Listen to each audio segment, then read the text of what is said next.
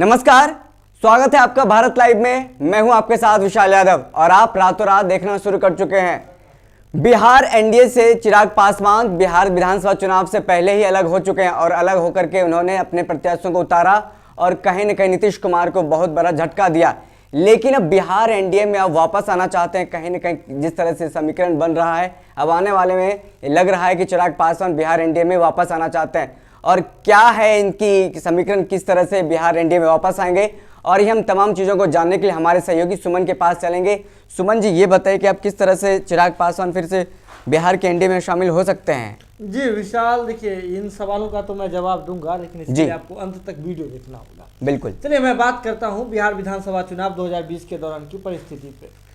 देखिए चुनाव के दौरान भले ही 5 अलग अलग गठबंधन बन गए हो, चाहे आप बात कर ले उपेंद्र कुशवाहा वाले गठबंधन की, ओवैसी जिसमें थे, पप्पू यादव का एक अलग गठबंधन बन गया था, थर्ड फ्रंट अलग बन गया था, एनडीए अलग था, महागठबंधन अलग था। लेकिन चुनाव के बाद अगर वास्तविक रूप से देखें ना, धरातल पर देखें तो मुख्य रूप से 2 ही जो दल गठबंधन है जमीन पर दिख रही है। बिल्कुल। और भी जो गठबंधन है चाह रही है कि किसी न किसी तरह से कोई मंत्री पद मिल जाए, कोई अच्छा सम्मान मिल जाए। जी जी। और तो हम जो है अपनी उस गठबंधन का जो संख्या है वही दे देंगे। अब देखिए जो कितनी सीटें जीत करके आए उस पर सारी चीजें डिपेंड होती है। बीएसपी ने 1 सीटें जीती, ओवैसी की पार्टी ने जो 5 सीटें जीती थी ना, ये सारी चीजें हुई थी। पप्पू यादव नहीं जीत पाए थे, उपेंद्र कुशवाहा को सफलता नहीं मिली। लेकिन अब बात हो रही है चिराग पासवान की, आपने चर्चा जी जी। चुनाव से ठीक पहले आपने देखा क्या कुछ समीकरण बने थे जी। जीतन राम मांझी और वीआईपी मुकेश सहनी दोनों जो आज एनडीए के अभिन्न हिस्सा है, अभिन्न नहीं कह सकते हैं लेकिन अभी जो है फिलहाल हिस्सा है। हाँ, तो और मजबूत दावेदारी के साथ हैं, अपने अपने कुनबे को लेकर के साथ में है, विधायकों को लेकर के एनडीए के साथ में है, तो अभी मजबूत माने जा रहे हैं एनडीए के भीतर। लेकिन चुनाव से ठीक पहले ये सभी लोग महागठबंधन का हिस्सा हुआ। बिल्कुल। तेजस्वी यादव में उनकी आस्था थी, लालू प्रसाद यादव में उनकी आस्था थी, तेजस्वी यादव को मुख्यमंत्री बनाने का सपना देख रहे थे। चुनाव से पहले सीटों पर बातें नहीं बनी और उन्हें जो है अलग होना पड़ा और अलग होकर के एनडीए में आए, जहां उनका कहना था कि हमें सम्मान मिले जी। अब देखिए राजनीतिक महत्वाकांक्षा की बात होती है तो सभी दल चाहते हैं, या जो व्यक्ति भी राजनीति करते हैं, राजनीति से कहीं ना कहीं संबंधित होते हैं, उनका ये कहना होता है कि वे जो है अपनी आगे की रणनीति देखेंगे, आने वाले समय का जो है भविष्य देखेंगे। तो यही इसी को सोच करके शायद जीतन राम मांझी ने यहाँ जो है फिर से दामन थामा। बिल्कुल। और दामन थामने के साथ ही उन्होंने अपना एक जो स्टैंड है, एनडीए बड़ा कुनबा है, तो एक कॉर्नर जो है अपना शिफ्ट कर लिया जी। वो कॉर्नर था नीतीश कुमार को लेकर के। बिल्कुल। अब याद कर लीजिए ये वही नीतीश कुमार हैं जिन्होंने जीतन राम मांझी को रातों रात मुख्यमंत्री बना दिया था, मुख्यमंत्री पद जो है उनसे छीन भी लिया था, जिसके बाद वो नाराज हो गए थे, नाराज होकर के उन्होंने पार्टी भी बना ली थी। लेकिन फिर अब नीतीश कुमार की ही तारीफ का जो है पुल बांधना चाहते हैं जी। चुनाव से पहले एनडीए से नीतीश कुमार का विरोध करके जी चिराग पासवान अलग हो गए थे जी जी। अलग होकर के उन्होंने औपचारिक ऐलान तो नहीं हुई, कोई बातें तो नहीं हुई, लेकिन उन्होंने कहा कि हम नीतीश कुमार के जहाँ जहाँ कैंडिडेट होंगे वहां हम अपने प्रत्याशी उनके विरोध में प्रत्याशी उतारेंगे, और उन्होंने उतारा भी। लेकिन उन्होंने 3 जगह ऐसे थे विधानसभा क्षेत्र जहाँ भाजपा के भी विरोध में प्रत्याशी उतार दिया। ये बातें उस वक्त भाजपा को भी समझ नहीं आ रही थी जी, बहुत सारे लोगों को समझ नहीं आ रही थी, लेकिन भारत लाइव की टीम जो है रिसर्च करती है, पैनी नजर बनाए रखती है। बिल्कुल। तो उन्हें तो पता तो चल गया था कि माजरा क्या है, लेकिन हम किसी भी बात को जब तक जो तथ्यात्मक नहीं हो जाती है, उस पर कोई जो ढंग का सबूत, पूरी पुष्टि नहीं हो जाती, तब तक मजबूत जब तक हमारे हाथ नहीं हो जाते हैं तब तक हम ऐसी ही कोई बातें नहीं करते हैं। ये आपको पंचनामा के जो विश्लेषण है उससे आपको जरूर पता चल रहा होगा, या फिर जो कुछ भी खबरें बात लाइव पे दिखाई जाती है उससे आपको जरूर इस बात पर यकीन होगा जी। अब देखिए चिराग पासवान की पार्टी में भी टूट हुई है। 27 के आसपास जो नेता है बाहर निकल गए, उसमें छोड़ दिया है पार्टी को। लोजपा के पूर्व महासचिव हैं केशव सिंह, वो तो गए ही, साथ तो ले ही गए सबको, लेकिन जाते जाते एक घाव दे दिया चिराग पासवान को। और वो घाव जो है ना, ऐसा घाव है जिसके बाद एक होता है ना कि आप लेयर लगा के चेहरा पे रखते हैं जी, अब चेहरा छुपाए रखते हैं मास्क लगा करके, घाव हो जाए तो वो मास्क भी खराब हो जाता है, घाव दिखता है, स्पष्ट दिखता है। तो चिराग पासवान जिस चीज को बचाना चाह रहे थे वो चीजें स्पष्ट हो गई। दरअसल जो लोजपा के पूर्व महासचिव हैं केशव सिंह, उन्होंने जाते जाते एक बड़ी बात की। उन्होंने कहा कि नीतीश कुमार को डैमेज करने के लिए उन्होंने प्लान बना। एक खास रणनीति के तहत जी। और एक खास रणनीतिकार के साथ मिलकर के उन्होंने प्लान बनाया। जी अब जी देखिए खास रणनीतिकार की बात हो रही है तो समझ जाइए, नहीं समझे और बात के दर्शक खैर समझ गए होंगे, बिल्कुल। अगर नहीं समझे तो याद दिला देते हैं, हम प्रशांत किशोर की बात कर रहे हैं।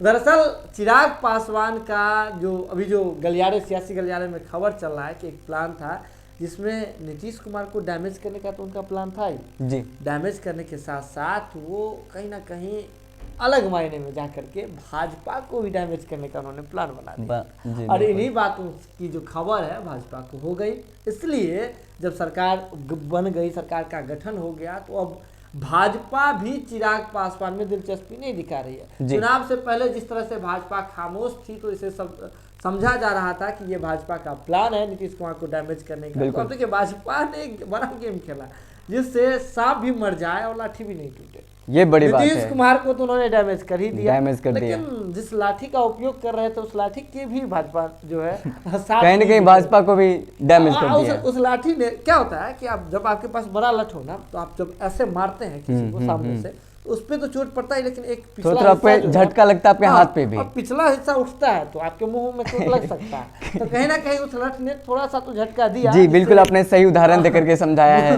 हमारे दर्शक। बिल्कुल चोट लगा था, बिल्कुल। जी कुछ कहना चाह रहे थे आप? हमारे दर्शक समझ गए होंगे, आप जिस लाठी की बात कर रहे हैं, मुंह में चोट लगने की बात बताई तो साफ साफ समझ गए होंगे कि किसकी बात हो रही है यहाँ पे। अब देखिए केंद्रीय मंत्रिमंडल का विस्तार होना है और बिहार में देखिए केंद्रीय मंत्रिमंडल में और उस केंद्रीय जो नेतृत्व होगी और जो विस्तार होगा उसको लेकर के भाजपा के भी प्रवक्ता हो या लोजपा के प्रवक्ता एक दूसरे से अलग होने की कभी बात ही नहीं करते हैं। नहीं कहते हैं कि बिहार में हमारा गठबंधन नहीं है। चिराग पासवान अब चाह रहे हैं कि बिहार में एनडीए गठबंधन में फिर से इंटर करें, क्योंकि बिहार सियासी पिच है। बिल्कुल। और इसी पिच पर आकर के बल्लेबाजी जब होती है तब आपको छक्का या चौका ये मिलता है, तब अंदाजा लगता है कि राजनीति में क्या है, और मेडल मिलता है। यानी कि हम केंद्रीय मंत्रिमंडल की बात कर रहे हैं, यहाँ जो विस्तार होगा उसको लेकर के चाह रहे हैं कि बिहार जो हमारा जमीन है, क्योंकि जब तक आपका बेस नहीं होगा तब तक आप राजनीति कहाँ से कीजिएगा। तो बिहार को पकड़े रहना चाहते हैं, एनडीए में बने रहना चाहते हैं अब चिराग पासवान, लेकिन उन्होंने तो एक बड़ा धक्का तो दिया था,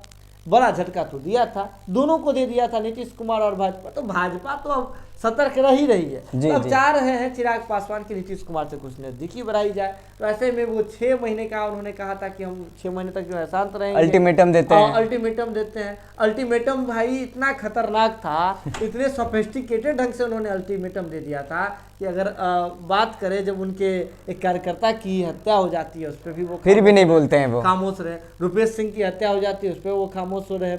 8 दिन बीत जाने के बाद आज चिराग पासवान बिहार इंटर किए हैं। बिहार इंटर करने के साथ उनके परिजन से मिले हैं, कल शाम को ही मिले थे, वो कल शाम में ही। जी हाँ माफ कीजिएगा, कल शाम में ही मिले थे। जी, जी। जमुई गए हैं, अपने लोक संसदीय क्षेत्र में गए हैं। संसदीय क्षेत्र में जाना, वापस जाना, जब आपको जीतन राम मांझी ही हैं जिन्होंने कहा था कि युवराज लोग हनीमून मनाने चले जाते हैं, वापस आए, फिलहाल जमुई गए हैं। जमुई जाकर के जमीन है अपना जिस पर राजनीति करनी है, जिस पर राजनीतिक रणनीति बनानी है, उसको पकड़ते हुए नजर आ रहे हैं। बिल्कुल। लेकिन चाह रहे हैं कि किसी भी तौर पर जो है नीतीश कुमार के साथ या एनडीए में अपनी जगह बना ले, लेकिन वहाँ एक दिक्कत है। दिक्कत ये है, दिक्कत के रूप में जीतन राम मांझी है। देखिए जीतन राम मांझी जिस तरह से महागठबंधन में गए थे तो उन्हें इस बात का अंदाजा हो गया था कि बिहार में नीतीश कुमार के ही चेहरे पे सभी बातें तय होती है। जी। नीतीश कुमार ही है जो सेंटर ऑफ अट्रैक्शन है, उसी के इर्द गिर्द ही राजनीति की जाती है। जी। तो बात समझ लीजिए, अगर आप सेल पढ़े होंगे तो नीतीश कुमार न्यूक्लियस हैं ऐसा समझ लीजिए, बाकी सब सेल ऑर्गेनेल्स है। कोई माइटोकॉन्ड्रिया है, कोई गोल्जी अपरेटस है, अलग अलग चीजें हैं। बिल्कुल बिल्कुल, वहाँ पहुंच गए। लेकिन केंद्र देखिए राजनीति का नीतीश कुमार जी। ऐसे में जीतन राम मांझी हर घाट घूमने के बाद ये समझ गए कि किस घाट का पानी मीठा है, मीठा उनके है, काम आ सकता है। इस पानी से अगर पीने से जो है शरीर दंदना सकता है, बमबमा सकता है, जितना मांझी समझ चुके हैं। अब नीतीश कुमार को लगातार डिफेंड करते रहते हैं, यहाँ तक कह देते हैं अपने ट्वीट के माध्यम से कि नीतीश कुमार के जैसा राजनीतिक व्यक्ति हमने कभी देखा ही नहीं और उन्हें हमारा सलाम है, सैल्यूट है, ये सारी बातें कह देते हैं। इसके बाद अगर बात करें जब चिराग पासवान आए हैं, आने के साथ ही उन्होंने नीतीश कुमार पर हमला कर दिया। जी। अब नीतीश कुमार पर जैसे ही उन्होंने हमला किया तो अब जीतन राम मांझी को अपना सिंहासन जाने का डर हो रहा है। तो सिंहासन बिहार की राजनीति में अभी बेहद खास हो गया। कभी नीतीश कुमार को डोलते हुए दिखता है तो जल जंगल जमीन से लेकर के जमीनी जो रूट है वहां तक पकड़ते हुए नजर आ रहे हैं, पत्ते से लेकर के रूट तक नीतीश कुमार पकड़ते हुए नजर आ रहा है। वही अगर बात करें तो जीतन राम मांझी इस बात को लेकर के सजग है और जीतन राम मांझी कह रहे हैं चिराग पासवान को ट्वीट के माध्यम से जीतन राम मांझी कह रहे हैं देखिए जी। अब देखिए एक बड़ी बात बताना, आप सोच रहे होंगे कि हम हंस क्यों रहे हैं। हमारे संपादक नमन मिश्रा अभी पिज्जा लेकर के इर्द गिर्द जो है हमारे घूम रहे हैं और इन्हीं सब बातों को लेकर के जो है वो चाह रहे हैं कि इसी तरह से हमारी भी महत्वाकांक्षा होगी। तो हमारी भी महत्वाकांक्षा है, लेकिन हम इस एपिसोड के बाद जाएंगे आगे। और यही बातें हैं कि जब Chirag Paswan law and order पर आकर के सवाल उठाते हैं बिहार में वापस एंट्री करने के बाद, तो जीतन राम मांझी ट्वीट के माध्यम से कहते हैं कि आप बिहार में रहते ही कब है, जो आपको लॉ एंड ऑर्डर पे सवाल उठा रहे हैं, आप क्राइम डाटा पे आप रहते ही कब है। अब देखिए कहीं ना कहीं जीतन राम मांझी को ये लग रहा है कि उनके सिंहासन को खतरा है। और जब देखिए किसका स्थान लेंगे, अगर चिराग पासवान आते हैं एंटर करेंगे तो किसका स्थान लेंगे, मांझी का स्थान लेंगे, जीतन राम मांझी का। क्योंकि अगर मुकेश सहनी की बात करें तो वो तो भाजपा के करीब है और भाजपा चिराग पासवान को भी सटने नहीं दे रही है। तो ऐसे में बात तो सीधे तौर पे है और जीतन राम मांझी समझ रहे हैं कि खतरा हम पे है। जब भी आपके सामने से अगर तीर उड़ता हुआ दिखे तो आप क्या करेंगे, अगर प्लेट रहेगा खाना भी खाते रहेंगे तो कम से कम स्टील का प्लेट तो खड़ा कर देंगे। बिल्कुल, तो वही जीतन राम मांझी अपना ढाल खड़ा कर रहे हैं। तो रातों रात आपने देख लिया कि वो समीकरण क्या समीकरण है जो साधने की तैयारी चल रही है। फिर से चिराग पासवान किस तरह से एनडीए में शामिल होंगे और एनडीए में शामिल होने से किन नेताओं को, किन जो कहें हम पार्टी को दिक्कत होने वाली हो। जीतन राम मांझी हमारे सहयोगी ने साफ साफ बता दिया जीतन राम मांझी को क्या क्या दिक्कत होने वाली है। तो रातों रात में इतना ही, फिर अगले रातों रात में मिलते हैं, कोई बड़ी खबर के साथ मिलते हैं। और अगर आपने अभी तक हमारे यूट्यूब चैनल को सब्सक्राइब नहीं किया है तो सब्सक्राइब कर लें। अगर आप हमारे रातों रात को फेसबुक पर देख रहे हैं तो हमारे फेसबुक पेज को लाइक करें। एक आपसे गुजारिश है, नीचे एक यूपीआई नंबर स्क्रॉल कर रहा है। अगर आप चाहते हैं हमारी पत्रकारिता निष्पक्ष इसी तरह से चलती रहे तो आपका सहयोग इसी तरह बना रहे, सहयोग करते रहें, 1 रुपया से लेकर के जितना आपकी इच्छा हो। बहुत बहुत धन्यवाद। अगर ये वीडियो पसंद आई और वह बिहार के राजनीति और बिहारियत से सरोकार रखेनी तो सब्सक्राइब बटन दबा के चैनल के सब्सक्राइब कर ली। ओजे एगो घंटी बा, ओकरा बटन दबा देला से कुल सटीक और मारक खबर रुआ मुफ्त में मिल जाई। अगर रुआ पत्रकारिता के हमनी के नया प्रयोग में सहयोग कर चाहतानी तो ज्वाइन बटन दबा दी। पेटीएम नंबर नोट कर ली 9386816700। धन्यवाद।